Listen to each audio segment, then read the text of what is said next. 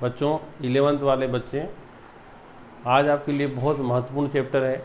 इस चैप्टर को यदि आपने याद कर लिया तो संभवतः आपको अपनी जो वार्षिक परीक्षा या अर्धवार्षिक त्रैमासिक परीक्षा जो भी परीक्षा होगी उसमें निश्चित रूप से आपको 5 नंबर के प्रश्न हल करने को मिलेंगे।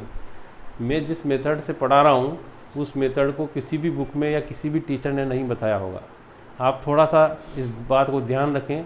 मेरे अनुसार यदि उसको पढ़ोगे तो बहुत अच्छे से समझ में आएगा और जीवन भर उन चीज़ों को आप नहीं भूलोगे जो आज मैं पढ़ाने जा रहा हूँ।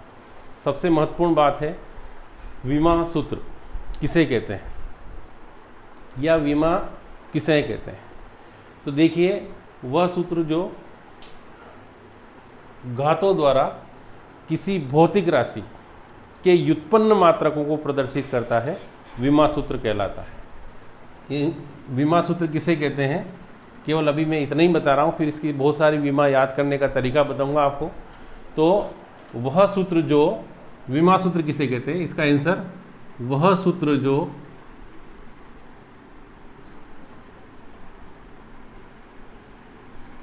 भौतिक राशि के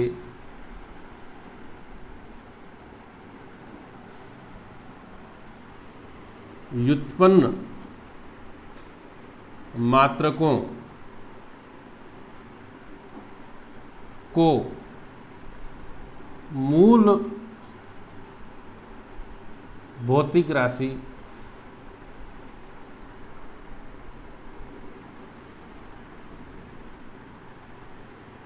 की उचित घातों द्वारा व्यक्त किया जाता है।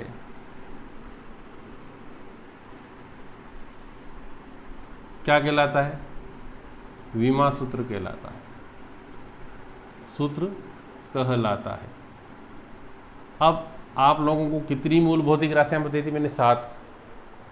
7 में से केवल हमको 4-5 मूल भौतिक राशियों के विमा सूत्र बहुत अच्छे से याद करना है। सबसे पहले बात करें अपन द्रव्यमान। द्रव्यमान का विमा सूत्र हमेशा इसको कैपिटल से लिखना है। फिर समय का विमा सूत्र T, लंबाई, चौड़ाई, ऊंचाई जो भी हो सबका विमा सूत्र क्या है? L। फिर विद्युत धारा का विमा सूत्र क्या है? A। और ताप का विमा सूत्र कितना है? थीटा। फिर से ये मूल भौतिक राशियों के विमा सूत्र है। तो मैं 5 के ही बता रहा हूँ आपको और ज़्यादा इसमें पर को याद नहीं करना है, मैक्सिमम इसी से बनते हैं। तो सबसे पहले द्रव्यमान का विमा सूत्र M, समय का विमा सूत्र T, लंबाई का L, विद्युत धारा का और ताप का थीटा। अब देखिए बनते कैसे हैं, ये तो आप लोगों ने नोट कर लिए होंगे। सबसे पहले अगला जो प्रश्न है, निम्न के विमा सूत्र लिखो। निम्न के विमा सूत्र लिखो। इनको बहुत अच्छे से याद करना बच्चों, बार बार पूछे जाते हैं और इन्हीं से अपने आगे आने वाले सारे प्रश्न होंगे। निम्न के विमा सूत्र लिखो। सबसे पहले मैं लिख रहा हूं आपको नंबर फर्स्ट, क्षेत्रफल। बताइए किसे कहते हैं क्षेत्रफल? क्षेत्रफल की परिभाषा किसी को मालूम हो तो नहीं है तो मैं बोल रहा हूँ, एक बार देखें। हमने किसी भी चीज़ का क्षेत्रफल निकाला था, जैसे ये आयत है तो लंबाई गुणित चौड़ाई, या अगर त्रिभुज लेगा तो 1/2 आधार गुणित ऊंचाई। अपन ने वृत्त लिया था तो पाई r स्क्वायर, r क्या है उसमें त्रिज्या है, 2 बार गुणा हो रहा त्रिज्या का। तो यहाँ हम बात करें क्षेत्रफल का तो लंबाई और चौड़ाई के गुणनफल को क्या कहते हैं? क्षेत्रफल कहते हैं। अब क्षेत्रफल बराबर कितना हो गया? जैसे बात करें तो लंबाई गुणित चौड़ाई। लंबाई का विमा सूत्र L, चौड़ाई का भी कितना? L। तो L में L का मल्टीप्लाई, तो L की घात कितनी होगी? 2। या तो अपन इसको ऐसे लिख दें, या फिर बहुत सारी बुक वालों ने ऐसे भी लिखा m0 L की पावर 2 T की पावर 0। ठीक है ना? तो लंबाई का विमा सूत्र कितना आ गया अपने पास? L square. दूसरा है, ऐसे सेकंड बात करें तो सेकंड में है आयतन। अच्छा बताओ किसे कहता है आयतन? अगर अपन तीनों का गुणा कर दें, किसका, लंबाई, चौड़ाई तथा ऊंचाई के गुणनफल को, है ना, के गुणनफल को क्या कहते हैं बच्चों, आयतन कहते हैं। अब आयतन में यहाँ आयतन बराबर लंबाई गुणित चौड़ाई गुणित ऊंचाई। अब देखिए लंबाई का l, चौड़ाई का भी l और ऊंचाई का भी l, तो कितना हो गया, l की पावर 3। ठीक है, पहले क्षेत्रफल का समझ में आ गया, l स्क्वायर। अब तीसरा जो है इसमें घनत्व, क्या है घनत्व का, घनत्व किसे कहते हैं, आप लोगों ने घनत्व के बारे में पढ़ा होगा। घनत्व या इंग्लिश में बोलते हैं इसको डेंसिटी, किसे कहते हैं घनत्व। देखिए आप, एकांक आयतन में उपस्थित अणुओं की संख्या, अगर एक कमरा है अपने पास, उसमें 10 लड़के बैठे हैं तो कम घनत्व होगा, और यदि उसी के अंदर 100 लड़के बिठा दे उसी कमरे में, तो उसका घनत्व क्या हो जाएगा, लड़कों का बढ़ जाएगा। ठीक है ना, तो हम कहते हैं घनत्व जितना ज़्यादा, आयतन और घनत्व मतलब जितने उसमें अणु, तो यहाँ घनत्व बराबर कितना हो जाएगा, द्रव्यमान बटे आयतन। अब देखो यहाँ से और अच्छे से समझ में आएगा, द्रव्यमान का विमा सूत्र क्या बताया था मैंने, m, और आयतन का कितना बताया था, l की घात 3। अब इसको हल करें, m ऊपर चला जाएगा तो l की घात कितनी आ जाएगी, -3। ठीक है ना। अब अगला जो है वो है चाल या वेग। 11th क्लास में खूब पढ़ा है, सॉरी 10th 9th में, किसे कहते हैं, वेग। आप लोगों ने वेग की परिभाषा पढ़ी थी, नहीं पढ़ी होगी। और ये वेग ऐसी चीज़ है जो आप कहीं भी चले जाओ, चाहे कोई सी कंपटीशन की तैयारी करो, आपको वहाँ पर वेग, चाल, ये सब चीज़ें बहुत बार पूछी जाती हैं, घनत्व पूछते हैं। अब बताएं वेग किसे कहते हैं, तो बहुत सिंपल डेफिनेशन, विस्थापन की दर को वेग कहते हैं। विस्थापन की दर को क्या कहते हैं, वेग। मैं 9th क्लास वाले बच्चों को जब पढ़ाता हूँ तो ये बहुत अच्छे से उनको काफ़ी समझ में आता है। सर सबसे बढ़िया परिभाषा किताब में लिख रखा, वस्तु द्वारा एकांक समय में निश्चित दिशा में चली गई दूरी को वेग कहते हैं। बच्चा बड़ा कंफ्यूज रहता है। हमने पढ़ा विस्थापन कौन सी राशि है, सदिश राशि है। बटे में जब टी लग जाए तो क्या बोलना, दर। तो यहाँ देखिए वेग बराबर कितना हो गया, विस्थापन, और बटा समय। बच्चों विस्थापन को अपन काहे से लिखते हैं, दो बिंदुओं के बीच की दूरी को विस्थापन कहते हैं।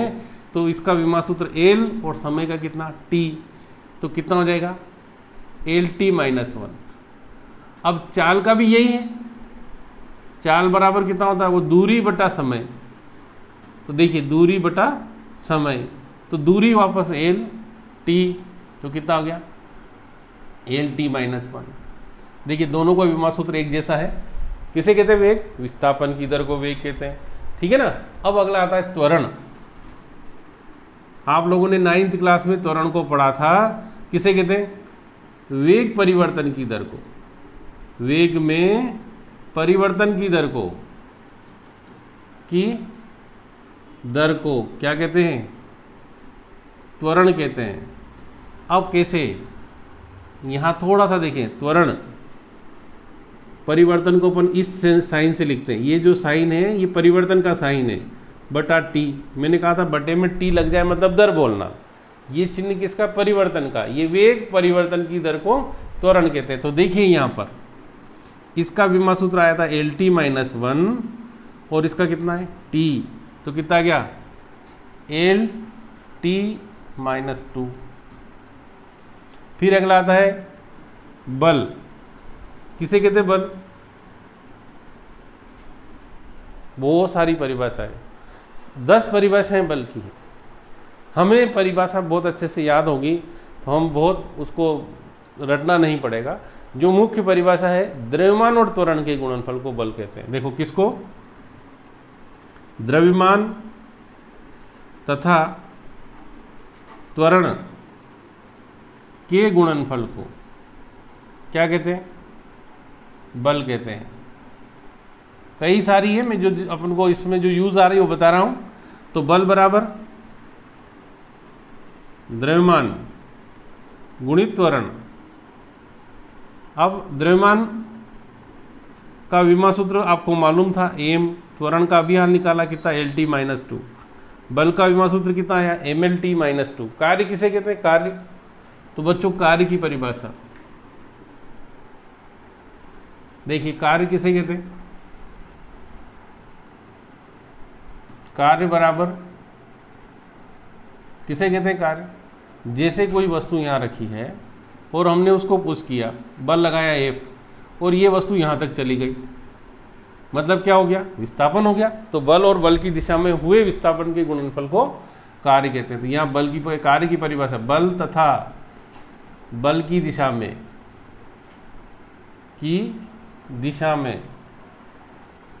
हुए विस्थापन के गुणनफल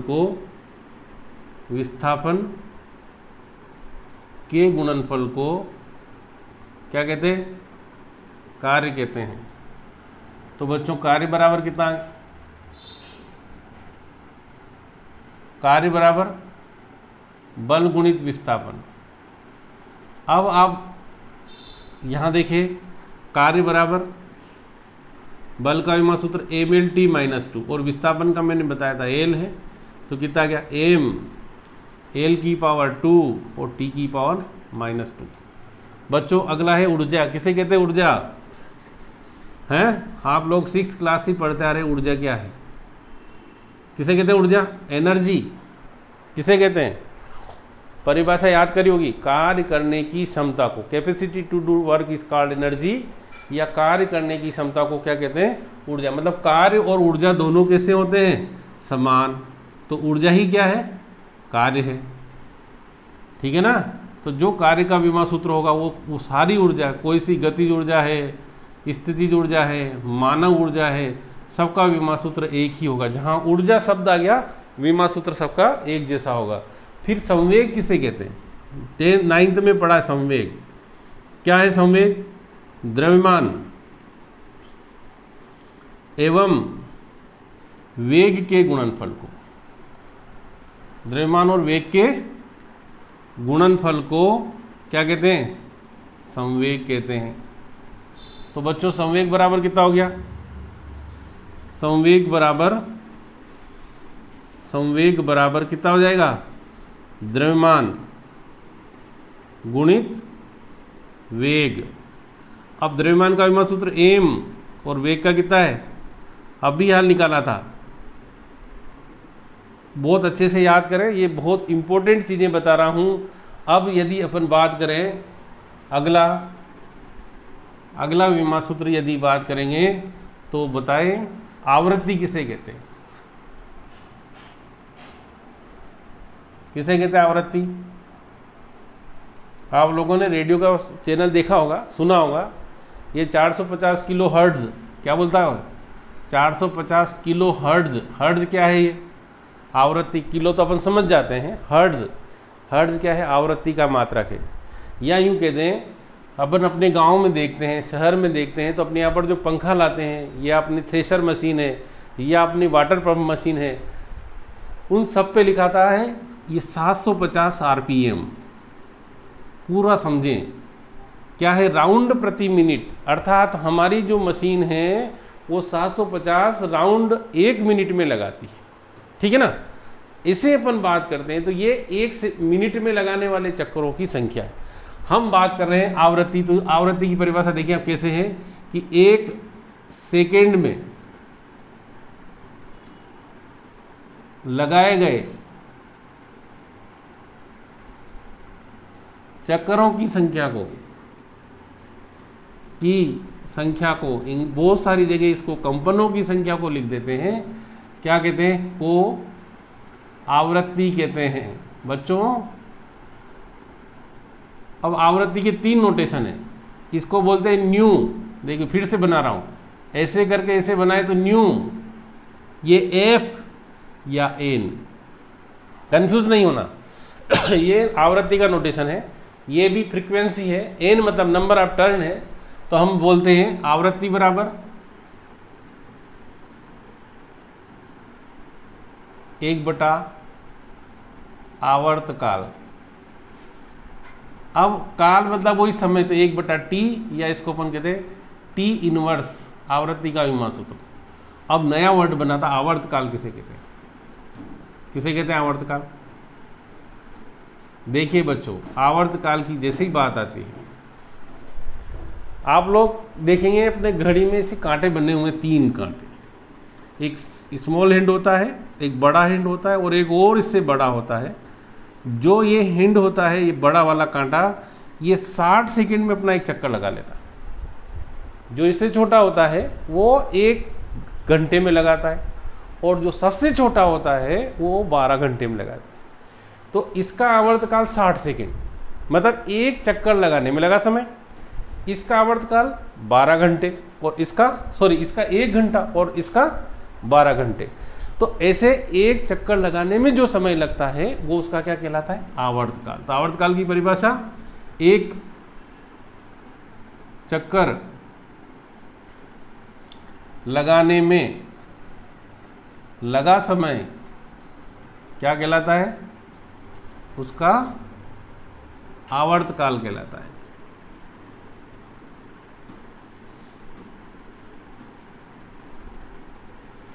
ठीक है ना? तो यहां लिखिए आवर्तकाल बराबर चक्कर लगाने में लगा, मतलब वही समय, इसका विमा सूत्र T हो जाएगा। तो आज मैंने जितने आपको विमा सूत्र बताए हैं, एक और देखो, दाब किसे कहेंगे? दाब, प्रेशर, एकांक, क्षेत्रफल पर कार्य करने वाला प्रत्यानयन बल, करने वाला प्रत्यानयन बल।